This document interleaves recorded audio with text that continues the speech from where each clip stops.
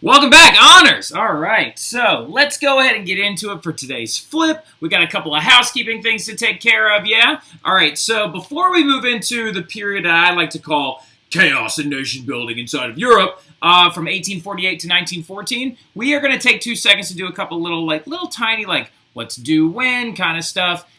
First and foremost, we are going to be having our first optional Google Meets tomorrow. All right, so tomorrow I'm going to post at the very, very earliest a little schedule online of my office hours, okay, for E period and G period.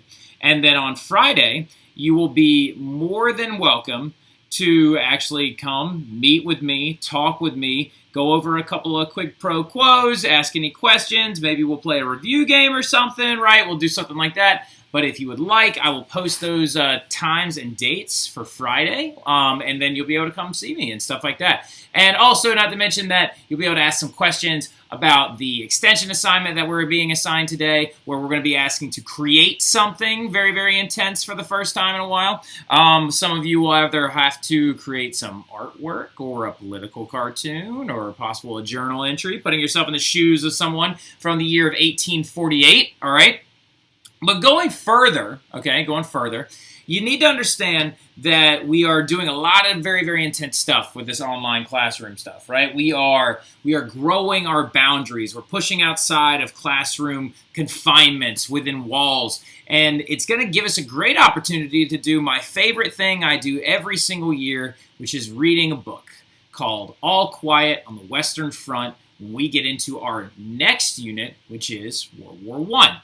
Now, I'm going to need y'all to go ahead and order your book, either virtually, hard copy, get it from a library. I know some of you are like, my mom and dad won't let me outside. All right, well, look, you're still going to need to come into contact with this book within the next week, okay? I'll give you till Friday of next week, okay? Because we're going to start reading it then, okay? So you have till Friday of next week to get a copy of this book that I'm throwing up on the screen, All Quiet on the Western Front, all right, by Eric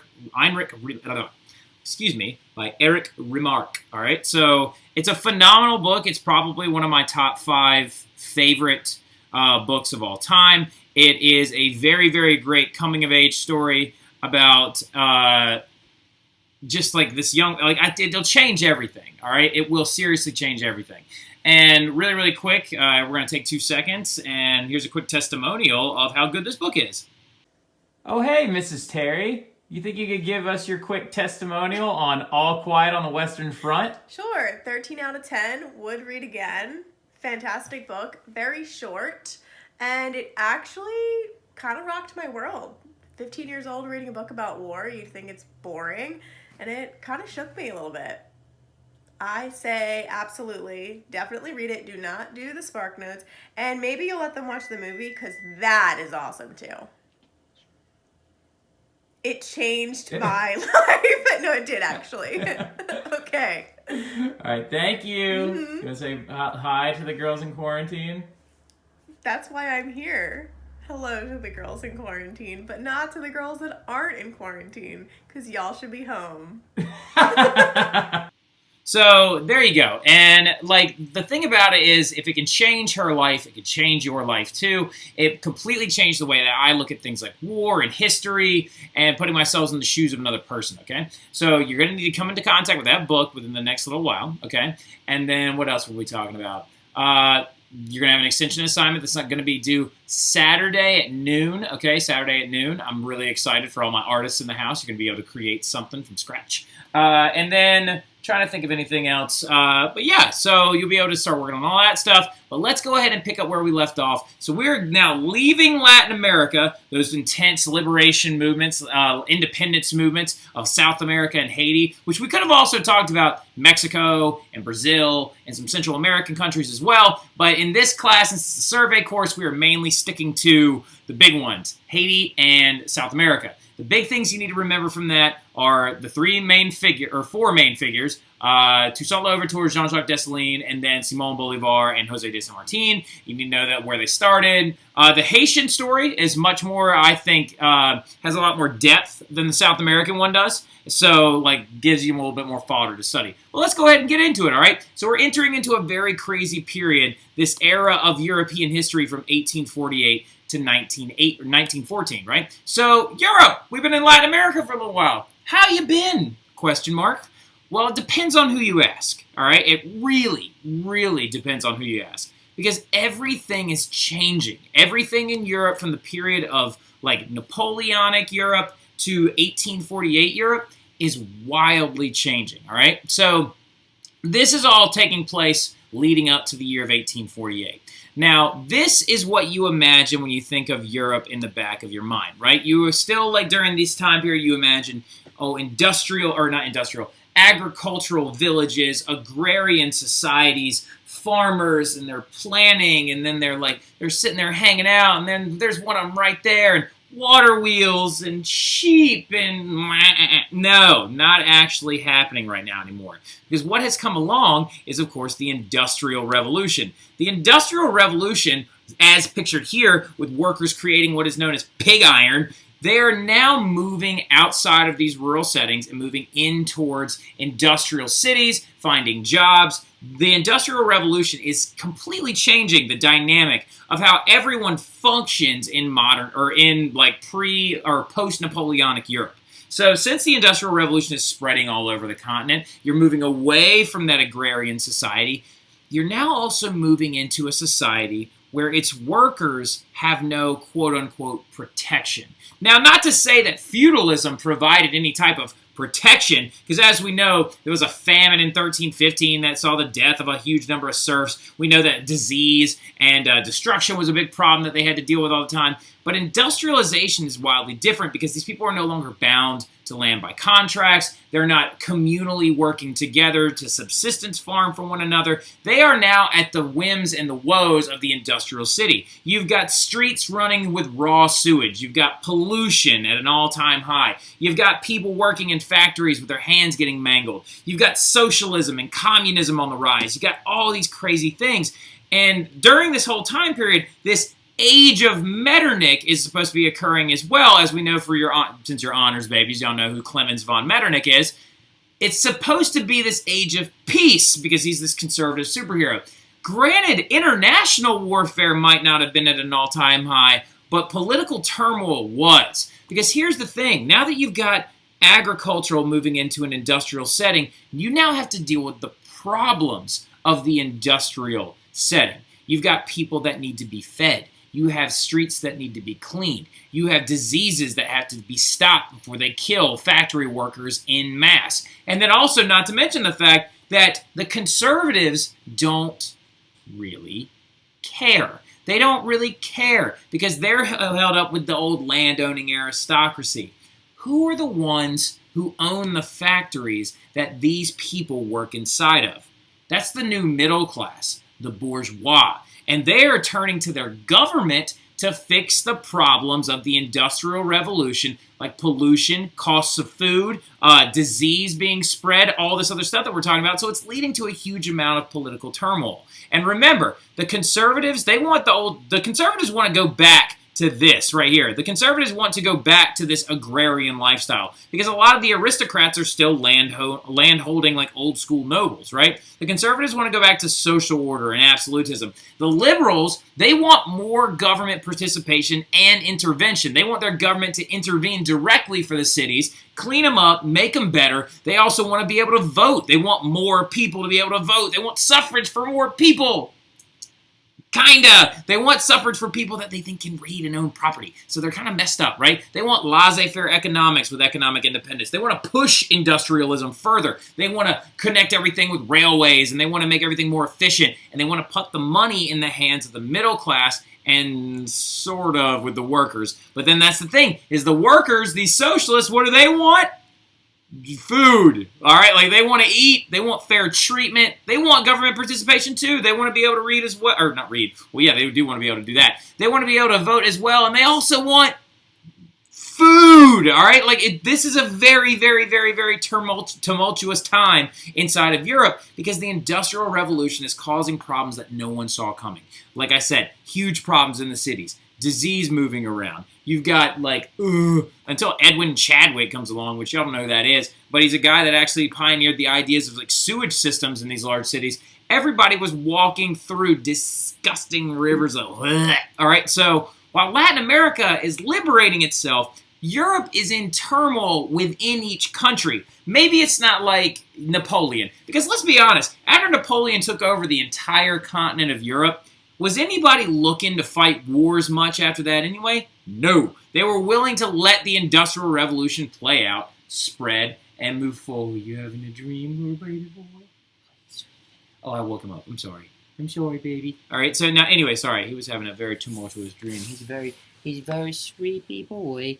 He's so tired. All right, so now, anyway, so, excuse me. Europe is going through a lot of crazy stuff within each country, right? So, for example, France went through 3 kings in 30 years. 3 kings in 30 years. That's insane. This one was Louis XVIII, known as the Desired. He was the product of the Congress of Vienna. When the Congress of Vienna was like, we gotta get back to square one. This is a nightmare. Put a king back in France. Louis XVIII was like, I don't want to do that. My brother got lost his head, if you will. And they were like, well, but you're the Desired. Yeah, so the Desired took over. And some of you are like, wait a minute. If it went Louis XVIII, where was Louis XVII? Louis XVII was the child of Louis XVI, who technically became Louis XVII of France when Louis XVI died, but then he also died soon after, so it went straight to Louis XVIII. The Desired, you know, he did what he did. He ran away from Napoleon during the 100 Days campaign for a little while,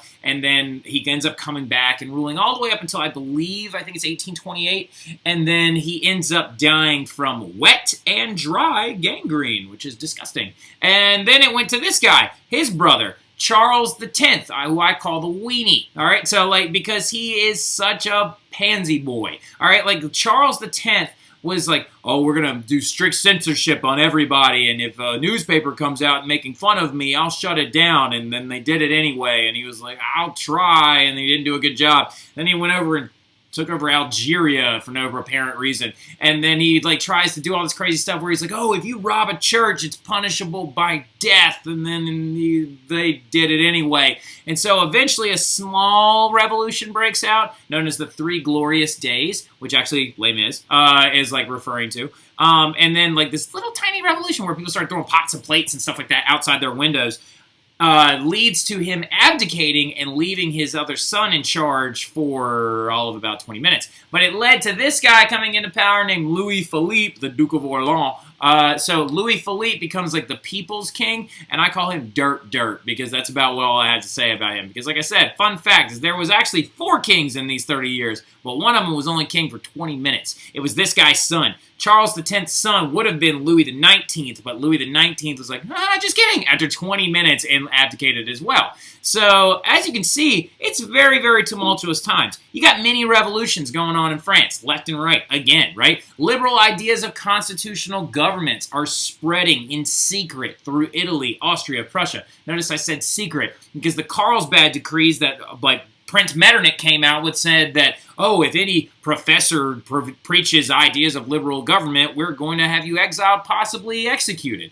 And liberal ideas of these constitutional governments are spreading through hushed tones. People are telling each other secrets, right? They're like, did you know that? Or it looks something like this. All right. Chandler entered a Vanilla Ice look-alike contest and won. Ross came in 4th and cried. Okay, so, like, it's actually crazy. It's going through, like, a really, really secretive little undertones, right? So, governments are spreading, or these ideas are spreading. Revolts are breaking out everywhere. Mostly peasants, but some of them are happening in a lot of other crazy situations. Like, one of them was known as Peterloo. There was another one known as the Decemberists. Then there was the 3 Glorious Days, which I just talked about. Peterloo was a crazy one because these British people, this is in Great Britain, the stoic beacon of liberalism, had this huge revolt that went down over these things called the Corn Laws and the Six Acts, right? The Six Acts. The Six Acts is when this conservative government that in Great Britain tried to censor mass gatherings, and they're like, you can't protest, you can't do anything, you can't do any of this stuff, let us have our corn laws, blah, blah, blah, blah, blah. And then, like, they all held this huge gathering. They were like, you know what? We'll do whatever we want. And they had a huge protest in Manchester, England, and the government sent the cavalry out on them and killed, I think it's something like 15 people, but injured 500. The first person that died in the Peterloo riot was a child knocked out of his mother's hands onto the cobblestone and trampled by horses, right? So, an infant, right? So, it's very tumultuous. The Decembrists happened when this guy named Constantine, right? Constantine Romanov, he said he did not want to be king of Russia, so he abdicated the throne, and then Tsar Nicholas I comes into power, and the military's like, we don't want to fight for that guy. We swore to Constantine that we would fight for him instead, so I don't like that guy. So they met up in this place called Senate Square, and then they sat there, and then their own government turned and shot at them and fired upon them and killed their own military, right? And then, of course, the Three Glorious Days was insane when they revolted and Charles IX, another king of France, abdicates and Louis the Philippe comes into power. Like, there's a lot of crazy stuff going down in, Europe. And then it led to this period called the Hungry 40s. Definitely not as good sounding as the Roaring 20s. All right, so now this is the 1840s, though, not the 1940s. So the Hungry 40s was when food prices are skyrocketing all over Europe due to bad harvests. And what is the most pristine example of bad harvests in 1840s Europe? It's this thing, the Irish potato blight, also known as the Irish potato famine, also known as the Great Famine, that lasted from 1845 to 1849. Now, some of you are talking to yourself and you're like, oh, well, that's why my family ended up over here. Yeah, a lot of Irish descendant peoples. My wife, for example, is descendant of Irish people. She's good stuff. So she's probably most likely related to this. But the Great Famine of Ireland was caused by a lot of different things, most particularly mass production farming. So remember how we were talking about how we went from the agrarian setting to the industrial setting, where the Industrial Revolution is going to have some weird ideological effects on agrarian lifestyles as well. And agrarians are going to start moving towards mass production farming, where they're starting to farm specific things, right? Specific things, not a wide range of stuff. It's not like, oh, my name is Mr. Terry and I farm oranges, apples, and kiwis. All right, so no, not anymore. I would instead farm one thing that I felt like made me a lot of money, and I would just stick to that. And also, while I'm farming it, I'll probably just farm one strain of it. So I'll just keep taking the same seeds from the same plants and just keep planting them over and over and over again. Why the potato, though? Why was it the potato blight? Why not the onion blight? Or the garlic blight? Or, the pomegranate blight, right? So, well, no, it was the potato because population growth in Ireland was growing out of control, right? So a lot of it has to do with their values at the time. They were getting married much younger. They were also Catholic values, so when they got married, they were usually having as many children as possible, and so their population was growing at a huge rate. The potato was chosen to feed the people of Ireland and also other places in Europe because it was considered like the crop of the poor. Because all you need to grow a potato is another potato, all right? What you don't understand, and it's very difficult to do this with potatoes from home or from the grocery store. You can, but it's difficult because they're sprayed with the anti-sprouting chemicals. But have any of y'all ever seen potatoes grow eyes where they're you got them in your cupboard and they're starting to grow roots out like that? Yeah, because they're trying to propagate themselves. Potato plants will literally clone themselves over and over and over and over and over again, and they're very easy to grow, and all you need is a 1 square inch piece of potato, and it'll grow another potato as long as it has an eye on it. That was given to the Irish because of their outrageous population growth. And then also the biggest reason of this famine is because of monoculture disease. This right here is a potato with blight. That right there is the blight disease that was causing the Great Famine. So as you can see, it was destroying potato crops en masse, leading to a huge amount of starvation rates, huge poverty rates. This, of course, is what I was talking about. This is a monoculture over here, growing one type of thing, and this is biodiversity, which the earth likes a lot, because the thing about it is, when the potato was originally grown, who grew it? That's exactly right, Allison. The Incas did. The potato was discovered in Peru, and they farmed somewhere in the neighborhood of over 100 different varieties of potato. So if one type of potato got a disease, they could count on the other 99 types of potato and still feed them. But Europeans didn't do that. They were growing one type of common brown potato, all right? And so when the blight came through, it destroyed the entire crop systems for 4 straight years. This was a huge issue. And the results of the Great Famine, all right, come here, there we go, was, of course, mass immigration, as in the Irish leaving, immigrating to places like the United Kingdom, continental Europe, and then also heavily to the United States. Death from starvation and stillbirthing because mothers could not have the proper nutrition to feed their children anymore, and also a rise in food prices all over the continent. This Irish potato famine caused a rise in food prices everywhere, all over the continent, moving up at mass, and it affected the prices of wheat, the prices of rye, the prices of barley. It affected everything because something has now been taken out. And what happens to supply and demand economics when things become scarce? Now that you've eliminated 1/3, because the big 3 crops in Europe at the time were wheat, rye, potatoes. That's what fed everybody. If you take one of them away, you just reduce crop output by 30%. So what happens to the price of all their foods? It skyrockets. The terrible situations that are going on, including industrial, revolutionary changes, terrible conditions in the cities, government still enacting complete control, liberals wanting more control, socialists wanting bread. These terrible situations are going to lead to these things known as the revolutions of 1848. Now, some of you are like, there were multiple? Yeah, there was actually a series of them.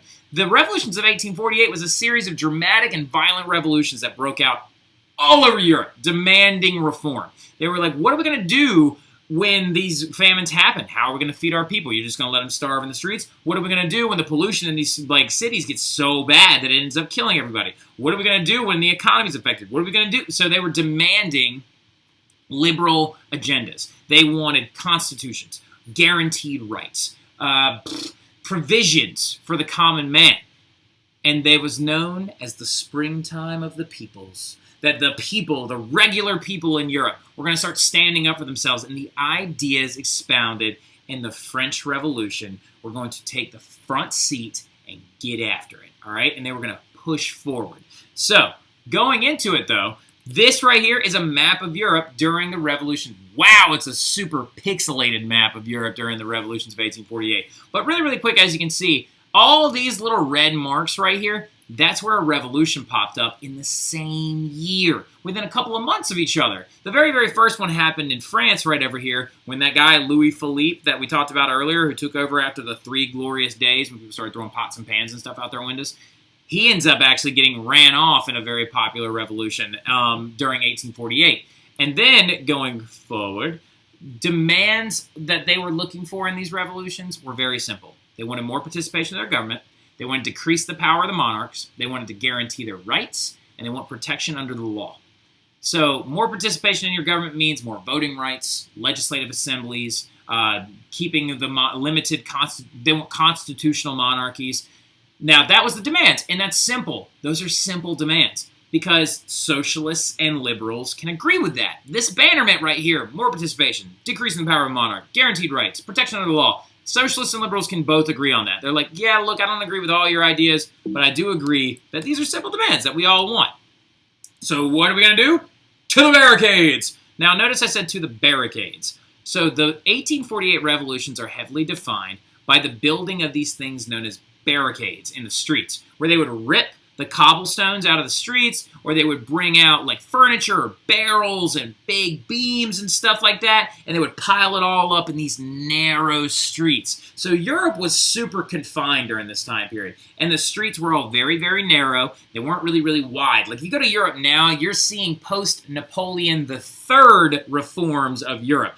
Big grand boulevards, big long ones, so they can march their military down there and have these big shows of their military strength and might, and then also so they can prevent stuff like this from happening again. Literally, the entirety of European city planning was changed after 1848, when people were like, maybe we should figure out ways to build sewers so there's not duty in the streets, and also maybe we should make a way so people can't just block our streets at any given moment. So they went to the barricades. This one is a very famous one. This is the one in Vienna, all right? So in Austria, where common people, including police officers, workers, liberals, not aristocrats because they're conservative, all those guys started meeting up these barricades and waiting for the conservative troops to come and try to stop them. And so they would just fire back at them. This one right here is amazing because we're now in the time period of photographs. This is a photograph from the Revolution of 1848 in France, where they actually, as you can see, look really, really closely. See all the ripped up cobblestones and how they piled them up right here? That's a wagon wheel right there, an old fence. And they built several of them through the entire street. But I'm telling you right now, if RIP Olympics, I know they got postponed for another year, which is so sad. But look, if there was an Olympic sport for building barricades, the French would win every single time. I'm telling you. I don't know what it is about the French and building barricades, but they cannot be stopped. Because the French people are just like, oh, croissant, oh, croquet. And then whoosh, and then they'll just throw, sorry, did I scare you? They'll just throw up a barricade in like 2 seconds. So getting into it, that is how they accomplished their revolutions. And they had early, huge success because they're going to have so many successes. France's king, Louis Philippe, they go through their 4th king. They get to their 4th king. Well, he's not a king technically. So France's king, they're technically could be considered is that their last monarch? Wait a second. Back up. Wait a minute. Bag up, Terry. Put it in reverse, Terry. Put it in reverse. Oh, Lord. I don't know. I think it might be, actually. Let's double check that real fast. Ooh, technically, yes. It's their last king, right? France's last king abdicated in favor of Napoleon III. Yep, this guy right there. Napoleon Bonaparte's grandnephew. So, getting further, though, they were able to force out their entire king. And I know some of you are immediately asking, like, Napoleon III, his nephew, why would they pick him? They elected him in a democratic election, in a plebiscite. They literally were like, we miss Napoleon. And so they brought this dude back on a 4-year term. A democratic election after 1848 occurred and happened. And some of y'all are immediately like, excuse me, Mr. Terry, well, where the heck was Napoleon's son? I know he had one of them. Well, this is him right here. But he died at the age of 21 from tuberculosis. So, but he wasn't even alive anymore. But France was able to have this big revolution with their barricades in 1848 and do that. New constitutions are going to be granted in a multitude of other countries. Not Germany. Prussia, okay? Prussia is going to try and create a constitutional government. Austria is going to have concessions, and they're going to give up some constitutional rights. They're going to outlaw serfdom altogether. People are going to identify with their countrymen rather than their king, and nation states are being formed. It's now the country of Austria, not the kingdom of Austria, or it's or like all kinds of stuff. And what you're thinking of is like, yes, the liberals and the socialists were able to come together, and they were able to unite and get their reforms met. Hooray! But what ends up happening every single time when there's a division in groups?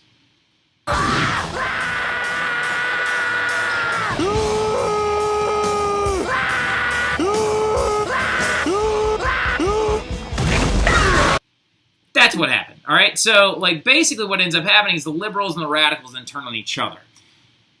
Like, I know it's frustrating. I know right now there are kids, like, in the room that are, who would be doing this? Like, Brittany Berrettini is rolling her eyes immediately. She was like, oh my God, why would you win and then lose? All right, so revolutionaries may have been able to fight with each other to get these things they wanted. A new king, elected Democrat, well, not a new king, a president elected democratically, new constitutions granting them their rights, nation states, all this stuff. But then when it came down to brass tacks and it was time to actually lead countries, they couldn't get along.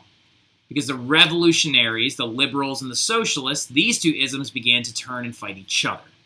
The suffrage one is the best example. So, for example, liberals don't think everyone should be able to vote. They think that only people with an education who own property should be able to vote because they'll actually vote with their brain instead of their stomachs. Whereas the socialists believe that everyone should be able to vote because they're working members and tax-paying members of society. But liberals are like, You're just going to try and vote with your tummy. And socialists are like, leave me alone and stop it. All right. So, and it led to these huge fights, and conservatives were able to seize this opportunity. And within a year, they were able to overthrow these new constitutions. One very famous quote came from the German king Frederick IV, also a Hohenzollern.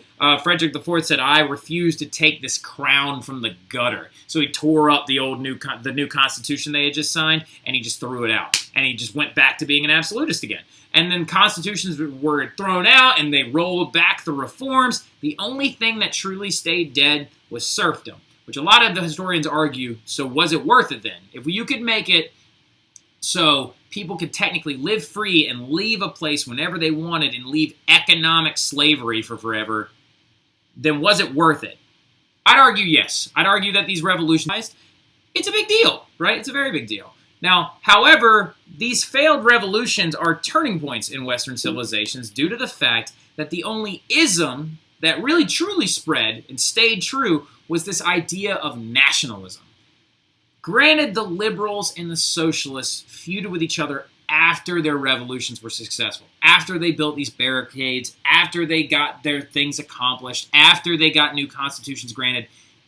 Even though they turned and fought each other, leading to those constitutions being destroyed and kings taking all their power back and doing all this other stuff, this idea of nationalism, though, held on. And these revolutions led to a renewed idea uniting people under a banner, a new flag, leading nationalism movements in places like Italy, Germany, Hungary. Because Germans and Prussians and the like started looking around at each other and they were like, we had these little revolutions and we got basic things accomplished, like constitutions, but we're still being ruled over by people that don't even speak our language. So it led to these big movements for nationalism. And remember, nationalism is the virus of an empire. Nationalism destroys empires, kills them, right? Just absolutely wrecks them. Because the conservatives want to keep their empires, right? They're fine with everything looking like this. The Russians want to have their empire. The French want to have their empire. The Ottomans want to have their empire. They want to control multiple types of people so they can keep making multiple types of money and keep making multiple types of power. So remember, they love their empires. They want to keep them. Nationalism, on the other hand, is spread by liberals and socialists, and it's going to unite them. The best example of an early nationalism movement is Italy, right? These three guys are going to come together, and these two in the north, this is Victor Emmanuel II and Count Cavour right here, along with this dude in the south who looks almost exactly like Jeff Daniels, but I'm not getting into that right now. That's Giuseppe Garibaldi, who's going to lead the red shirts in southern Italy, and they are going to lead a nationalism movement in an Italy that looks like this. All right, so Giuseppe Garibaldi is going to start down here, and he's going to go this way to the north. Victor Emmanuel II of the Sardinia-Piedmont area is going to become king and get, like, Count Cavour to help him oust the Austrians out of the northern area of Spain and start pushing this way. They meet in the middle. Italy becomes a country. Hooray, hooray, hurrah. All you need to know is that Italy did become a nationalized country. It became a country all its own. These three guys took Italy from looking like that to looking like this. So it happened. It's awesome. But it's not the best one. The best one is, of course, the unification of Germany.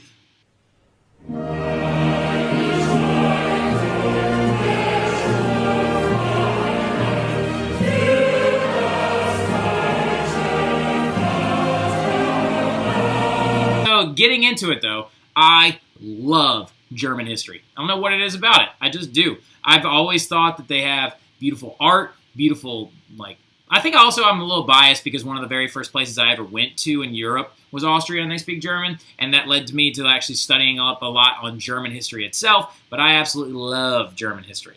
So, and they are going to unite themselves under the bannerment of nationalism. Nationalism is going to create the state you know of today called Germany. So when you think of Central Europe during this time period, two of the biggest European Union states weren't there in 1848, and that's Italy and Germany. We just explained Italy. It did happen. I don't want to get into it right now. It's like an AP concept to go through step by step with the Italian unification movement. I don't want to do it. I don't have enough time.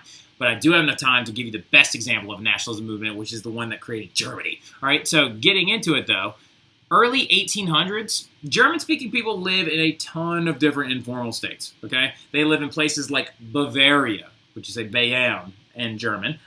So they live in Bavaria. They live in areas of Bohemia, the Sudetenland, Prussia, Brandenburg, Schleswig, Holstein. They live all over the place. And the most important one out of all of them, though, the most important two German-speaking places are Austria and Prussia, okay? Notice I said Prussia, not Russia. I don't know how many times I got to drill this home. It's Prussia, not Russia. The Prussians helped us unify as a country. They actually aided us in the American Revolution. Prussia is a major player. They were originally known as Prussia-Brandenburg. Now, Prussia is the big blue swath of territory right here. Now, if you're looking at the old school map of Europe, though, you can tell that Austria was the big powerhouse out of all the German-speaking people. Austria had the Habsburg Empire. They had grown through Hungary. They controlled parts of northern Italy. They were absolutely massive. Now, Prussia, on the other hand, though, is making early plays. And Prussia decides that they want to be the beacon of this new German state. And early on, some of you are like, well, why didn't they just ally with Austria and create one big giant area? Because the Prussians didn't have a desire to control a bunch of people that didn't speak German. They wanted to unite the German people that were broken up, right? Broken up because remember where they used to live. And also, who's really the one that's going to inspire all this stuff? Who does it? I don't think it's going to work. No? Triomphe Napoleon. Of course he does. All right, so Napoleon. Napoleon is the direct lead up to this stuff. All of it. Everything we've talked about in this whole unit is direct effects of Napoleon. Like 1848, the revolutions of 1848 are direct effects of Napoleon because he implanted these liberal ideas inside of people of Europe's head. The nationalism movements in Germany are the direct effect of Napoleon. Because when Napoleon tried to create a one giant unified Europe with French culture at the heart from 1803 to 1815 in his Napoleonic Wars or the Wars of the Coalitions, what does he destroy? The Holy Roman Empire. The Holy Roman Empire was that big middle chunk for the longest time. Remember, Martin Luther was from the Holy Roman Empire. He spoke German. Charles V could speak German, and he was the Holy Roman Emperor, one of the very earliest Holy Roman Emperors. Of course, he did say that all he speaks to the only thing he speaks German to is his horse, which I'm very offended by. Anyway, now, when Napoleon takes over the Holy Roman Empire, he ousts the Habsburg family from being in charge of it. Now, here's the thing. Key thing to remember, Austrians are Habsburg. So the Austrians controlled the Holy Roman Empire for a very, very long time. Wake up, big boy. Sorry, he's having, like, weird dreams. So the Austrians are now out. So now there's a little bit of a power vacuum inside of that when Napoleon gets exiled, okay? So Germans, however, they see themselves as wildly different from the French. They're like, I don't want to be controlled by Napoleon. We have a different heritage. We have a different culture. We have different ideas. We have different cuisine. We have different things in total. Everything that defines us as people has nothing to do with France. So nationalism is beginning to grow under Napoleon and under his rule. Man, you need to take a nap. So anyway, sorry, you're just staring at me all weird. Then the Congress of Vienna happens when Napoleon gets ousted in 1815. Some of you are like, we know this already. Well, it's good to kind of just brush up on it. The Congress of Vienna happens when, of course, Clemens von Metternich right here leads this big meeting on what are we going to do with Europe now that everything's been all messed up. So in the center chunk, the Congress of Vienna decides to create this thing called the German Confederation. Okay? So the Congress of Vienna discussed creating a unified German state, but they were like, we can't do that because it'll make Austria too powerful. And remember, this is all about the concert of Europe, the balance of power in Europe. So they had to split up what Napoleon had taken over. So in the big middle area, they created this thing called the German Confederation. And the largest country that was inside of the German Confederation was Prussia. And they were not allowed to actually take over or go after any of these other little German principalities. So the German Confederation is going to be formed, and it took 90 principalities from before Napoleon and turned it into 38. 38 decent-sized principalities. Let's go ahead and jump over to this map. Oh, wait. And then this guy's going to come into play. Otto von Bismarck. Otto Duh. If some of you are wondering, the capital of North Dakota is named after Otto von Bismarck. They were trying to entice German engineers to move to North Dakota to help with the railway systems. So, following the revolutions of 1848, though, Otto von Bismarck, the Chancellor of Germany, a young man at heart that for the longest time, but a lot of historians can't agree, was he just that smart or just in the right place at the right time? Nobody can quite agree. I feel that he was very, very intelligent. Maybe it wasn't this 4D chess match. Maybe he just kind of played the right moves at the right times.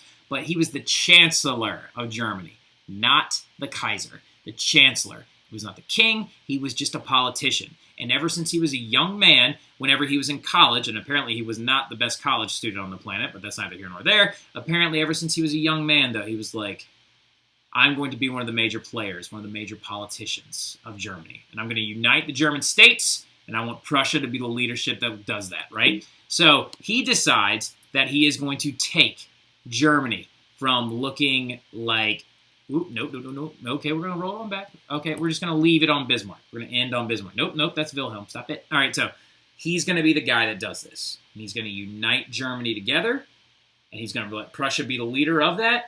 And tomorrow, or over the weekend, we will have a short flip over the weekend, finishing up the nationalism movement in Germany and kind of brushing up all that stuff and kind of explaining how Germany went from being Prussia led by Bismarck and in the wake of the revolutions of 1848. And we're going to get into exactly how he did it. So I'll talk to you guys then. Y'all have a great one. Short flip over the weekend. Don't forget. I'll see y'all then. Have a good one.